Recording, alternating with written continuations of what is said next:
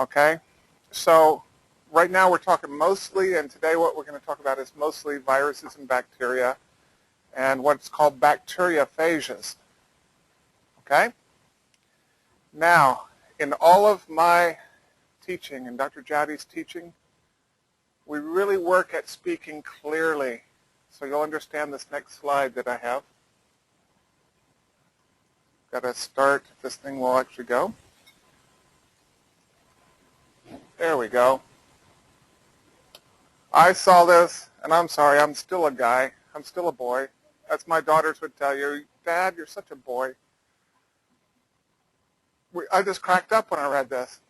Yes, that was very loud, but I said I wanted to hear your heart. I don't know, we just have to laugh, right? So, let's keep going. Wisdom. What is wisdom? Wisdom consists of making the best use of knowledge. And some of you maybe have heard the age-old wisdom, that statement that says we are destroyed from a lack of knowledge.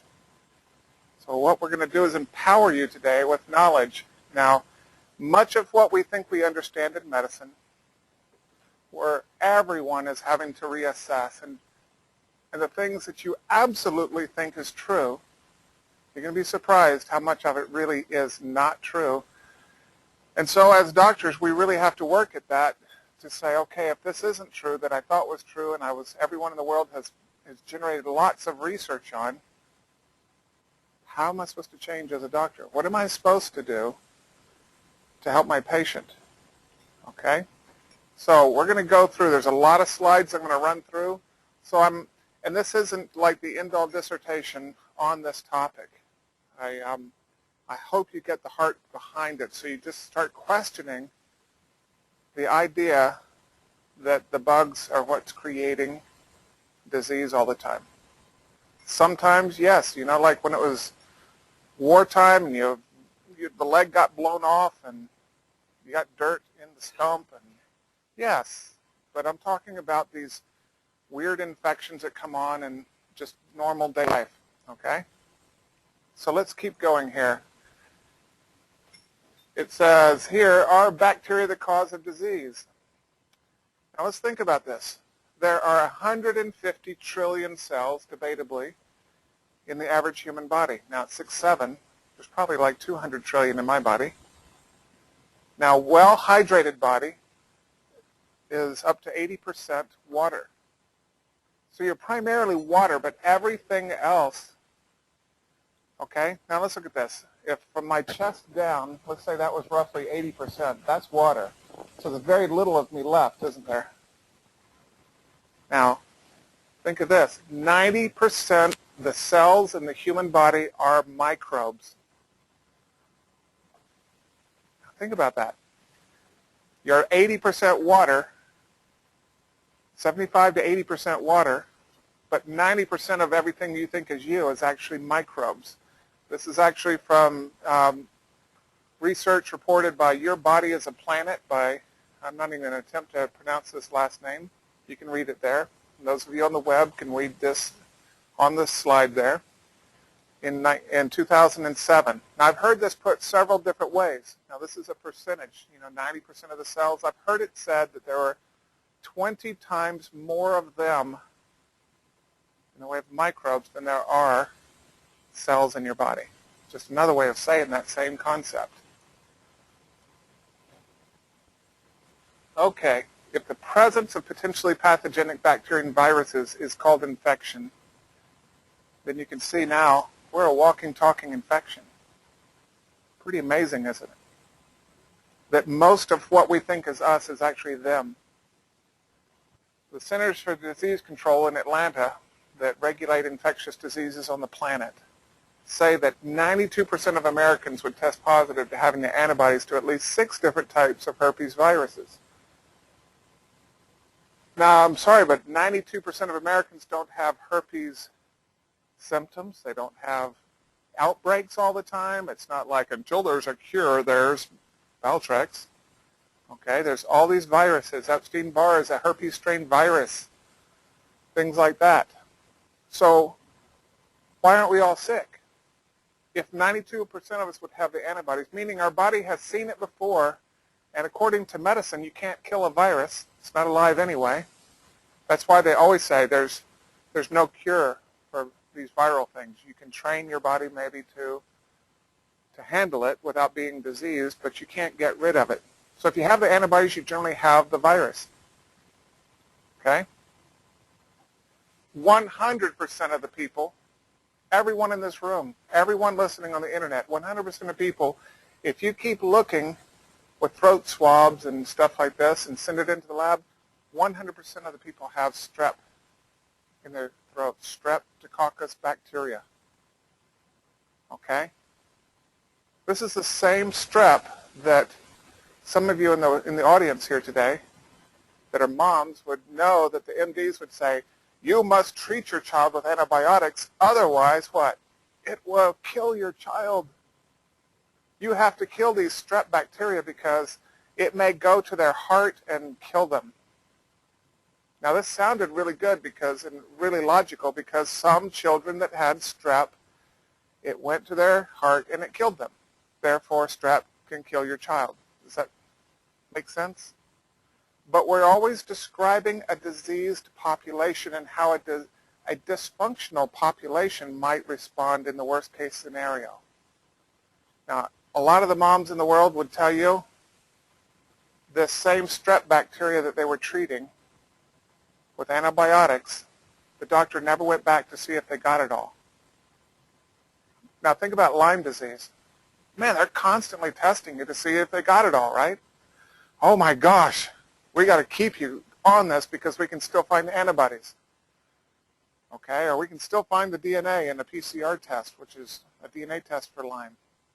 They keep you and keep you and keep you taking antibiotics because we got to get every last single one of these things, otherwise it's not going to work.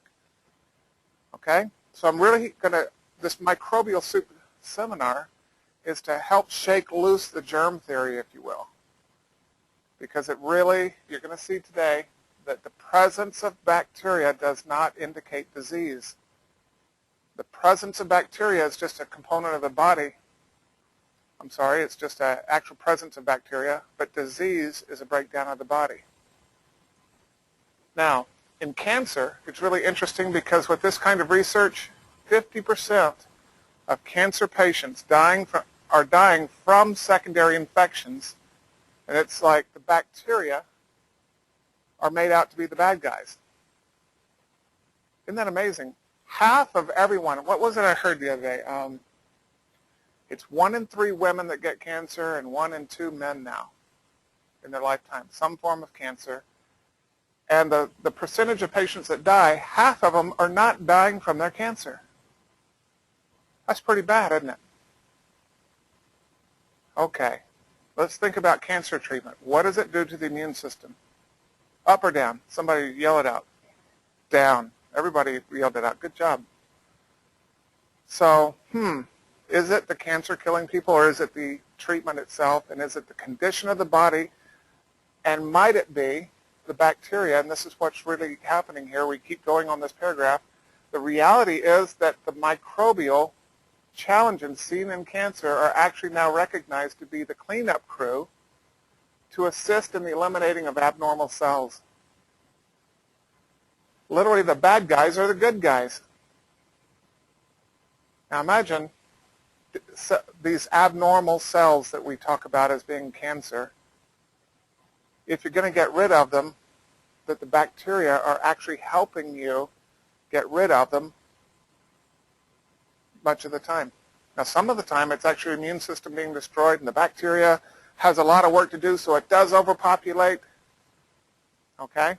Might we reconsider how we're treating these people in the very first and not diminish the body, not break down the body? We got to come up with a better way. There are doctors and clinics like the Paracelsus Clinic in Switzerland. They're not even going to do chemo most of the time on you. They're looking for the cause of the cancer, and that's another lecture. But here we see that many times the bacteria that we thought was the bad guy is actually part of the team helping you. Now I want to introduce what most people have never heard of, bacteriophages. These are viruses that attack bacteria and kill them. I couldn't find the reference, but if my mind serves me correctly, I read a thing, I think it was in the Scientific American one time, that said that the bacteriophages of the world decrease the bacterial population of the ocean by half every day or something goofy like that. It's amazing how much they do. We've tried to use them in medicine to kill bacteria, but sometimes the bacteriophages kind of do something goofy and the bacteria are supported instead of killed. So a virus that attacks the bacteria is what we're talking about. Now, again, we're talking about from a population perspective. We're still talking about that soup that is our body and how 90% of the cells in our body could actually be them instead of us. If bacteriophages, and I love this sentence, if bacteriophages were the size of ladybugs, there's so many on the planet that they would completely coat the earth and be several miles deep. Imagine that, seeing that from outer space. It's a ladybug. That's a lot of things, right? They say there's more bacteria in one person's mouth than there are people on the planet. Just in your mouth. Okay? Now, how about something serious like cholera? There's a movie, actually, that was like The Painted Veil. They were fighting cholera. My brother and his wife in Africa, when his wife is a medical doctor from Brazil, trained in infectious diseases and tropical diseases, and they were fighting cholera some of the time while they were in Africa, helping the villagers in their area fight off cholera. Now, interestingly, for research, how would you like to be a research volunteer in this study? For research volunteers, you would swallow a test tube of cholera bacteria. But it took over 100 billion of the cholera bacteria before you ever create cholera the disease. Okay? 100 billion. Now, this isn't a ticking time bomb. Now, think about this. They didn't get disease. If they stayed under 100 billion, they swallowed it. They got it in their body. They never manifested cholera, the disease. Isn't that amazing? 100 billion. That's a big number. Not millions, but billions. Now, all they had to do, though, was to weaken the pH in the stomach, and it only took about half that to create cholera, the disease, about 50 billion. How do you dilute your stomach acid, the pH? You drink water, right? You drink milk, things with a more neutral pH. See, stomach acid is hydrochloric acid, and on the pH scale, that's a 1 on the pH scale, one of the strongest acids out there. So literally drinking these things, unless you took a Tums, how about Tums and Rolaids and Alka-Seltzer? Alka means alkaline, which is the opposite of acidic. So when you took a Tums and then you swallowed these cholera bacteria, you came down with cholera the disease with half the amount. So again, we see it's not the bacteria always. Literally, research that went on kind of synergistic with this one, with the cholera, was the fact that they realized that only 1 out of 100 people with polio virus actually come down with polio the disease. Okay, now this is an illness that we really don't see a lot anymore, but in its day it was pretty prevalent. It seemed like everybody that was around it got it. That wasn't true. Only 1 person out of 100 that actually had the virus. 100 people had it. Only 1 of them would come down with the disease, making the virus almost the last determining factor as to whether or not you got the disease. You had to have all these other breakdowns in your body's ability to adapt and handle that correctly before you'd come down with the disease. And you're not a ticking time bomb unless you're just going to live a life, theoretically, that would break yourself down until you become that 1 again. Okay? So let's keep moving along here because we've got a lot of slides. The American Medical Association, let's see what they have to say about all this. In the Journal of the American Medical Association, they've been asking their doctors that read that, these MDs, to stop every little upper respiratory tract infection, sinus infection, earaches, ear infections with antibiotics because they realized, and it's really kind of cool because everyone knows, how long does the doctor put you on antibiotics? Typically for 7 to 10 days. Okay, are all the bacteria just magically gone in 7 to 10 days? No. I guarantee you no. The best antibiotic in the world, you'll see later on another slide, I'm going to jump ahead, only kills 85% of the bacteria ever. That's our best antibiotic in the world. So they found out, guess what? Do nothing at all for these upper respiratory tract infections and earaches and things like that. Do nothing at all, and it's over in 7 to 10 days anyway. Now think about that. How many of you noticed somebody, maybe somebody in your family, maybe yourself, you're like, I can't hardly talk, and I got this strep throat, and it hurts so bad I can't swallow. And you watch that person, and when they finally get their antibiotic, they toss it down the hatch, take a swig of water, and virtually instantaneously kind of go, oh, that's better. And you're kind of like going, it hasn't even dissolved yet. You know, I mean, it hasn't even hardly hit the stomach, and they're already saying it's better. And this is exactly what study after study after study says. Better, and it's against the law, unfortunately, but it's almost 90-something% of the time better if the doctor could give you a sugar pill. Maybe turn one yellow, make it a yellow sugar pill, and one an orange one, and you take the purple one, but still sugar pills. Sugar is 6 times better. Just good old-fashioned sugar. Cane sugar is 6 times better, they say, as an antidepressant than Prozac, which is one of the most popular ones on the market. Okay, we really have to question, right, the things that we definitely think are true. That look at all the studies. Prozac is good, right? Sugar is better. Okay, I'm one of the last doctors going to tell you to do sugar, right? But anyway, found even without treatment, okay, 7 to 10 days, and that they realized, and this is again from the Journal of the American Medical Association, that we were just weakening the immune system, and we weren't even getting rid of the bugs. We were just creating superbugs. This is where we hear about, if you go in a hospital, you stand I can't remember, 80%, don't quote me on this one, but it's really high percentage chance that you're going to catch an infectious process that you didn't have prior to going into the hospital. These are superbugs in these places. They don't even, I mean, you can't even open a water bottle without considering from that point on in a hospital that it is contaminated. Okay, if you open it and expose it to the air, they just assume it's contaminated. So let's keep moving. Now I want to talk about various types of things because, again, natural medicine is just as guilty of practicing allopathic medicine many times.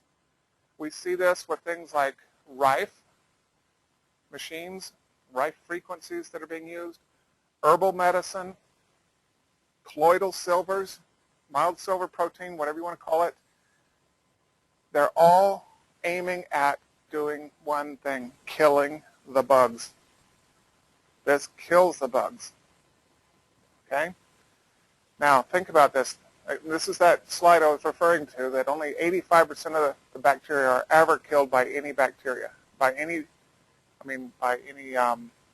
natural or pharmaceutical antibiotic. 85%. That leaves 15% now stronger and antibiotic resistant, harder and harder to fix. Okay? Let's look at the word antibiotic, though, even. I think it's a well-chosen word because bios, like biology, it's a study of life. Biology, right? Bios means life, so you're anti-life. We're a microbial soup. That's why I called it this. We're a microbial soup, and when you throw these antibiotics repeatedly at the body, and you rotate the antibiotics because the bacteria are trying to survive, why do you think they're trying to survive? They are us many times. When a child, because I like the children because they're uncorrupted little bodies. Let's say they were breastfed and they got on their hands and knees and they put dog poop in their mouth. They ate everything, because everything goes in the mouth, right? They got their hands on the floor. They got dirt on their hands. They got all these bacteria from the dirt, which is great. Those children that are in dirtier environments, as opposed to moms who continually wet wipe their babies down and they slice all the houses down. The kids that literally are in a little bit of a normal life environment have a much stronger immune system and have much lower rates of asthma, much lower infectious diseases of any kind. Okay? One of the best probiotics, which is friendly bacteria supplements on the market, actually comes from the soil. Now think of that. It's a soil microbe that they're putting in this product. But when a child takes an antibiotic, strains of friendly bacteria. Now, how many people like good brain function? I do, right? Bacteria produce many of the brain chemicals that we cannot get from our diet. The bacteria actually consume things that we eat and convert it into things that we need for good memory, for retention, for focus, for all these different things. Now, think of this, 400 different kinds. I don't know who figured that out. There's probably a lot more than that are being killed. Our best replacement probiotic supplements can only replace maybe a dozen or so. I mean, a really, really extreme one I would think would be one that has maybe 20 different types of bacteria. You're killing 400 strains of friendly ones. You are literally killing self, right? We are, not you personally, right? Just generically. So I want to show you kind of a progression with this slide. This is a slide that I created because it's something I've been saying in the treatment room for about a few months now, because it's so hard to get people out of, you got to kill this bug. And I'm not going to be well until you kill this bug, right? Especially in Lyme disease. They've been sold this. They've gone to doctor after doctor after doctor who says, you will not be well ever. All we can do is maintain this. I get this in the treatment room. Dr. Jowdy does all the time, where people have bought it lock, stock, and barrel because these big name doctors are saying, we got to kill this bug at all costs. It may kill you in the process, but we're dadgum going to kill these bugs, and then you're going to be well. And it's not true. In the 15 years that I've been chasing bugs in the natural way, and I've been hooked up to all the MDs around the world, not all, but a lot of the MDs, what I consider the top ones around the world, and I guarantee you this is the progression. Now, the years aren't quite right. I'm going to give that to you. I started practice in 1995, and we cut our eye teeth on parasites. It was really radical back then, really given, I mean, just cool things. I mean, the clinic record right now is about a 12.5-foot tapeworm. That's fish bait for a long time, isn't it? So in 1995, everybody was all hot on parasites. It was a new category. When I first came out, I was like going, man, that was the rage. And all the top doctors were doing it. And we were chasing Candida yeast because we knew that the parasites were upsetting the pH and creating chemicals from the parasites that promoted the yeast growth and the overpopulation. You could never get rid of yeast, so you were chasing them too, trying to kill off all the yeast, which we now know is a normal body flora. It's supposed to be there. It's just not supposed to get out of control. So we all chased that until we realized the patient wasn't really getting ultimately well. It's a good idea to have no parasites because that's not a normal body flora. It's not something that's supposed to be in the body. But then we shifted. We started realizing heavy metals in 1996-ish. You can't get rid of the yeast unless you get rid of the heavy metals. And we all swung over to this. Then it was Epstein-Barr and cytomegalovirus because everyone was coming down with chronic fatigue, and that was the explanation. And then some patients seem to get better when we do each of these steps. So don't get me wrong, it was the best that we knew how to do. But, you know, me looking at it now, you're going to see the tendency, hopefully with this. Somewhere around 98, I came in contact with the first person that came to me knowing they had Lyme disease. I knew just what I had gotten taught in college, which is what every other MD and everything got taught. Not much. I can show you the same pathology book that I studied when I was in school. I think it's a couple of paragraphs. Okay? I can remember the national board question on the tests for national boards to become a doctor was something about a bullseye rash. What causes a bullseye rash? Where do you see that in? You know, answer was ticks and Lyme disease. It's one of the easier ones because it's really odd, bullseye rash, right? So we all switched and ran to that one. We started really trying to figure out things. That's when I started creating Biologixx. Okay? But it's not a true antibiotic. This isn't. Biologixx's a new class of medicines, frequency matched to what the body actually needs, not to what's going to kill the bacteria. Okay? But everybody tried this. Why didn't we just stop there? Why do you suppose? It didn't work. In the long run, people were still sick. They weren't getting well still. They were better maybe, so it kind of made sense that if this line of thought made somebody better, then a better medicine would make them better even more, right? To kill the bugs. Well, it didn't work that way. So we started realizing, the antibiotics are pushing the bacteria from one shape, which is a spiral-shaped bacteria that has a cell wall that allows it to be what we call a spirochete, like a spiral-shaped, corkscrew-shaped bacteria, to what we now call an L form. This was developed by Dr. Lyda Mattman out of Wayne State University. She's a Nobel Prize laureate, good friend of mine in the past. She started me off on some of my education when it came to how Lyme can polymorph, that's the same word, meaning shapeshift. Okay? So we all started chasing not only the Lyme bacteria, not only the Epstein-Barr, not only the heavy metals, not only the parasites, but now we're throwing in this guy and the L forms. And then we started realizing, well, it's not just Lyme. At the same time, they're getting bitten, which was a misinformation too, because not everybody's being bitten. They're getting it other ways. The Babesia microti and human monocytic and human granulocytic Ehrlichia came on the scene, and everybody says, we got to go fix that one. Those two also. So then it was Mycoplasma fermentans incognitus, which that one really seemed pretty cool because it actually has a patent on it. A man actually made that bug. It's the Gulf War syndrome. I've only seen 2 people in my career now after thousands of patients that didn't have it. One was a guy from Africa, came from Mali. He didn't have it, and seems like a young boy that I treated didn't have it. Easy to fix now. But again, keep further. And then it became Bartonella. Everybody's like got Bartonella. Again, that's cat scratch fever. So it seemed like we shouldn't see all these bugs. Now remember, a lot of the Lyme disease, they thought. But Lyme disease, it turns out, by other names, was always around for many, many years.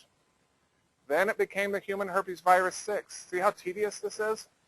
Now this represents lots and lots and lots of research and lots and lots and lots of medicines, lots of us doctors trying to struggle to get well, patients looking at you going, why are you feeling better? You know, and as the doctor, best that I can, I know what else is doing, and we're doing more than they are, so I don't know where to send you. Okay? So from 2006 to 2010, there are even more. I heard somebody from England wrote me this email, and the person said, they now know what it is. This is it. And I'm just like, no, it isn't. Because why? I've heard it so many times, and every other doctor has heard it so many times that this is it. This is the bugs. If you just kill these, then you're going to be well. It isn't true, people. And this is what we've started realizing. And this is why the methods that we incorporate in American biological medicine, which is what we do here, actually work so much better than anything else people generally have experienced. Because we're not bombing the bugs, ever. Yes, we want to bring down the population. But the truth of it is, like this slide says, the truth is, no bacteria or virus can replicate at will or unchecked in an optimally healthy person of any age. You know, I heard something recently where it was talking about age. Okay, the aging person you think is weaker, right? Well, the hundreds of years old of these huge, monstrous redwood trees in California. The furthest leaf from the ground, as soon as it starts coming out, it's not like some decrepit 300-year-old baby leaf coming out, right? Because it's part of this 300-year-old tree. It's just as perfect as the brand new leaf is coming out of the seedling of a brand new little redwood tree. Now think of that. 300 years of, and you're still producing. You know, why don't we look around at these trees and kind of go, oh, well, you're going to die soon. Yeah, it's so sad. You're going to die. You're 300. An optimally healthy person of any age should be completely to disease, not to having bacteria, but to disease. I actually wrote a blog recently that you can see on the net. See if I can remember what I called it. Flu season. Let's see. Flu season is coming. Not. Okay? And again, it's like we buy into this concept that somehow bacteria and viruses are stronger in the wintertime. I mean, we really don't maybe think of it that way in your brain, that they're stronger. But somehow on the subconscious level, you do believe kind of like, well, that's when you get viruses and flus and colds, and is in the wintertime. They are not stronger. It's the body that's weaker. So if you actually supported the body, you would never have to actually think of flu and getting a flu shot, which I think is next best thing to of the devil. Flu shots. You know, they're talking about rolling in this goofy H1N1 into this year's flu vaccine. It was so bad that European countries that have stockpiles of this stuff are sending it back. We don't want it. So what are they going to do? They're going to give it to our Americans, right? It came from America. We don't want this stuff. How do you get rid of it? Oh, we'll just roll it into this year's. And it was so goofy, and it was so contaminated, and it was so everything. You can read about that on Dr. Mercola's website. It's free to join Dr. Mercola's website. I recommend it. I think he's very wise in everything that he puts out. I haven't really seen anything I disagreed with. That's Mercola, MERCOLA.com, Mercola. And just, you'll have to join. You can unjoin anytime you want to. And you can archive. You can just type in things like H1N1, and up will come up all this research talking about how horrible that whole fiasco was and how it was money motivated from the very start. Okay, clinical research, getting back to this slide. Clinical research suggests that in many of the people who experienced long-term recovery from chronic Lyme disease, the bacteria and co-infections played only a secondary role in their recovery. Not saying that it isn't important to bring down the population. Like if you had like 100 billion plus, let's say in the cholera, yeah, you'd want to take something, hopefully natural. It's not going to also kill all the good guys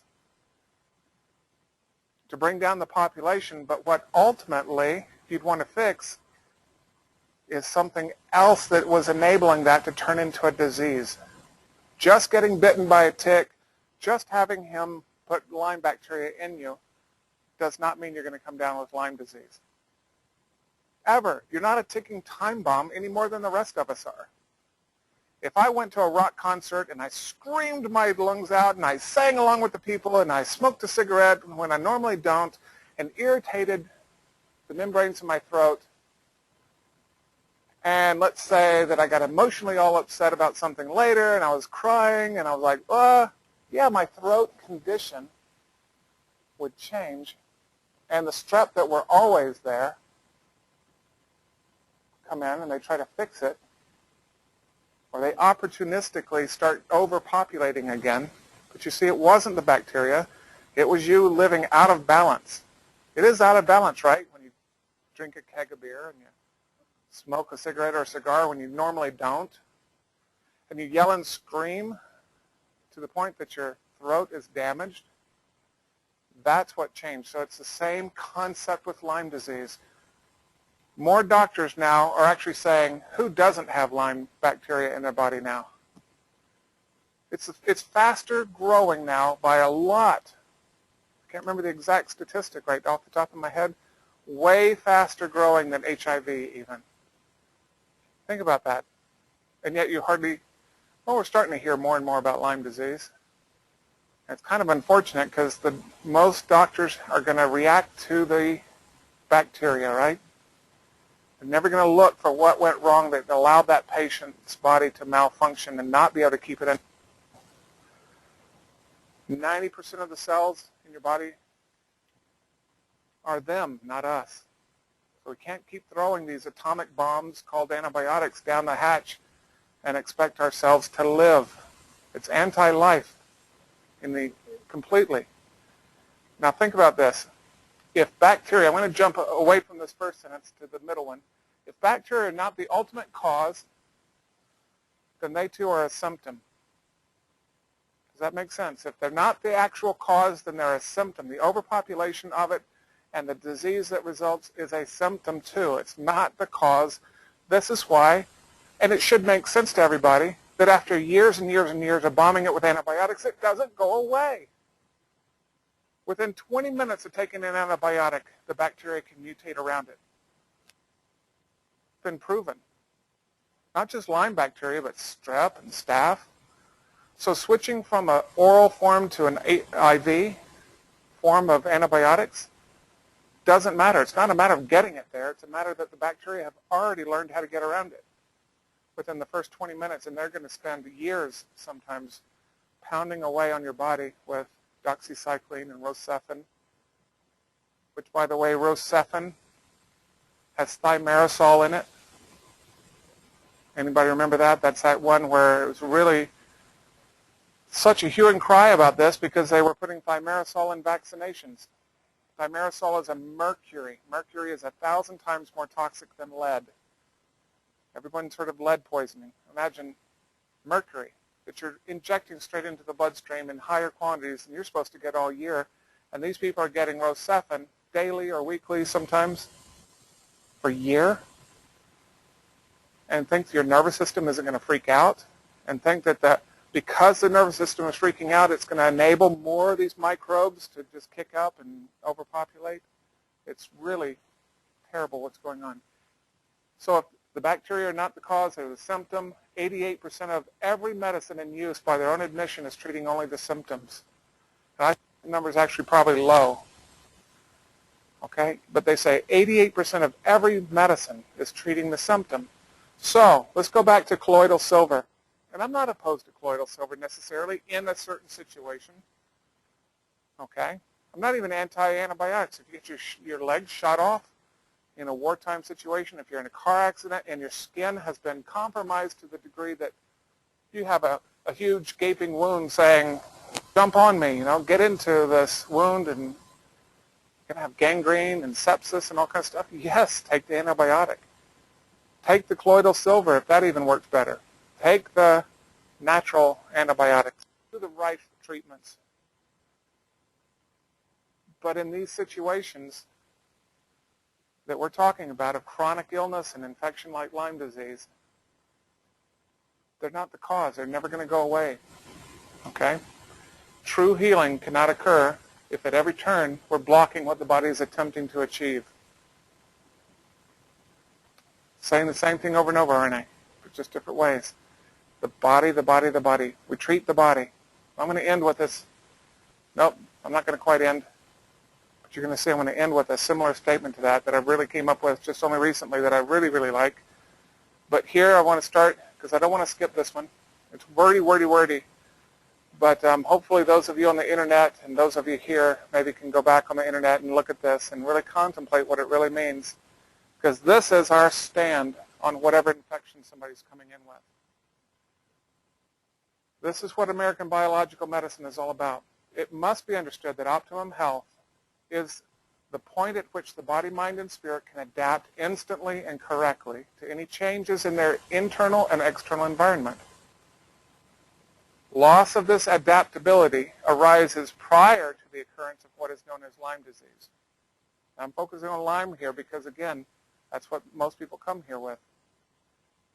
But think about that statement. Loss of this adaptability arises prior to the occurrence of what is known as Lyme disease. And now, knowing what I've taught you already in this seminar, you see what I'm talking about, I hope. If you had complete adaptability, you could have the bacteria without ever getting disease. That's the opposite of this statement. Lose that adaptability, the body's ability to control things, and that's when disease actually happens. Every aspect of the human condition must be explored, identified, and corrected at its source before lasting health can be restored. Latent or recent infection with Lyme bacteria leading to the eventual diagnosis of Lyme disease in each case is secondary to the underlying interferences, either inherited or acquired disturbances to adaptation. So that's a mouthful, I know. That's why I wanted you all to have it and read it, get on the internet. It's going to be, for those of you on the internet, you know it, but it's for those of you here, it's hansacenter.blogspot.com.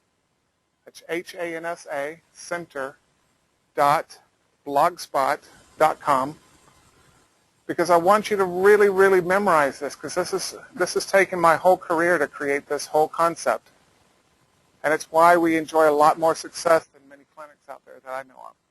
At least the ones that patients come to here prior to having gone to those. This is the statement I was going to end with for sure. Treat the human condition and health will follow.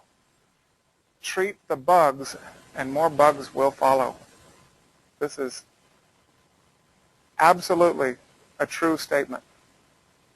So I'm so happy y'all came. I hope it makes sense to you. I know we've only really touched into this area of microbial soup. I hope y'all enjoyed it with your lunch. You are a microbial soup. So I'm going to open the floor now for any kind of questions. Anybody have any questions at all? Does it make sense to everybody?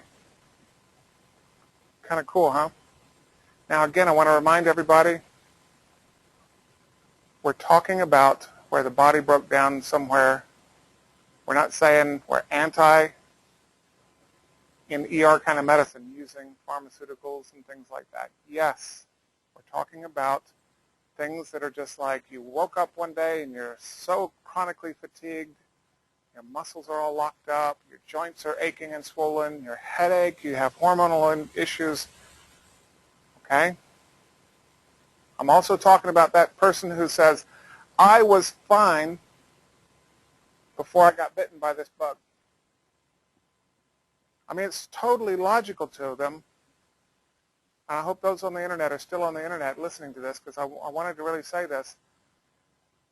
We're seeing so many people that would have fought you to the death that they had Lyme disease, and don't you dare suggest they have anything else wrong. And if you could just kill these bacteria, then I'll be well, because I was healthy until this tick bit me, and I got this rash, so everything went downhill from there. I agree with that. Yeah. Okay? The thing I don't agree with is that your body broke down because of the bacteria. It was broken down to start with, otherwise disease wouldn't have set in, even if you had no symptoms prior to being bitten. Having no symptoms is no guarantee that you're healthy. I guarantee you, if you've never been treated like we're doing here at the clinic in biological medicine, you aren't healthy. You're asymptomatic, meaning you don't have any symptoms, but actually because of the sensitivity of the testing we can do here, we don't see anybody who's absolutely healthy. You might have been symptom-free, and everything went to hell in a handbasket once you got bitten, but that infection could not have created disease had you not already had a lot of dysfunction going on in your body. Whether you're a child, whether it's an infant, whether that infant was born with Lyme disease symptoms, I don't care. It was a lot of dysfunction from the get-go in the womb that was likely passed on through that family line. Okay? A lot of parents would fight tooth and nail that I'm wrong. I'm like, I kind of feel like Dr. Phil. I have never watched him but once or twice. But I know he's fond of saying, how's it working for you to think that way? I think I'm pretty much accurate that he still says that. How's it working for you? Well, it isn't. Not in the long run. And people can point to people that took antibiotics and got well, but I would arguably say there was enough adaptability inside of their body that given just a little bit of help of the antibiotic, yeah, their body could take it the rest of the way because of the overpopulation. But almost everybody's, as soon as you get sick, what do? You slow down. You don't work as hard. You start watching what you're eating because you're starting to realize it does matter, and you're not really drinking a lot. You start making other changes almost immediately. Okay? It's like one thing of Lyme research I remember reading, which cause and effect really kind of gets screwy in medicine because they said, we gave so many people this product to kill the bacteria and other nutritional supplements, and at the end of that study, all of these people were better. Well, the trick for that kind of marketing and that kind of research is we gave blank remedy and other nutritional supplements. And those nutritional supplements, I actually know a lot of what they were doing, and it was mega doses of certain things that were anti-inflammatory and real powerful remedies. Does that sound right to you guys to say, we gave this antibiotic, let's say, natural one, plus all this other stuff, but at the end of the study we're going to point back at the one thing we named and say that did it? That's kind of screwy research, isn't it? But playing with psychology, we key in on the first word, and the only word that was actually saying a named product, and say that did it. So whether it's an antibiotic that's prescription and we say that did it, it kind of disavows the whole process that person even did. They went to church maybe. They actually prayed more. They were like in trouble. That's when we start praying. That's when we actually are in trouble, right? They maybe started meditating more. But we did all this stuff. We ate better. We meditated. We prayed. We did all this. But I'm going to point at the end of the day to the antibiotic and say that's what did it. Okay? Same process sometimes.